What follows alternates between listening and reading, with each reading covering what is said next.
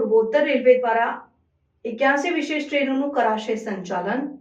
હોળી દરમિયાન યાત્રીઓની વધતી ભીડને ધ્યાનમાં રાખીને પૂર્વોત્તર રેલવે દ્વારા 81 વિશેષ ટ્રેનોનું સંચાલન શરૂ કરવામાં આવ્યું છે।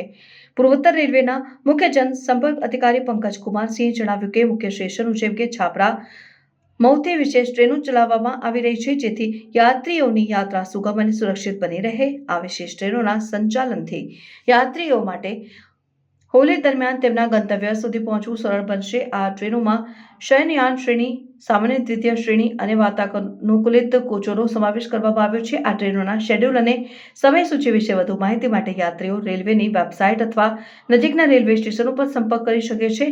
આ વિશેષ ટ્રેનોના સંચાલનથી યાત્રીઓ માટે હોળી દરમિયાન તેમના ગંતવ્ય સુધી પહોંચવું સરળ બનશે। આ ટ્રેનોમાં શયનયાન શ્રેણી, સામાન્ય દ્વિતીય શ્રેણી અને વાતાનુકૂલિત કોચોનો સમાવેશ કરવામાં આવ્યો છે।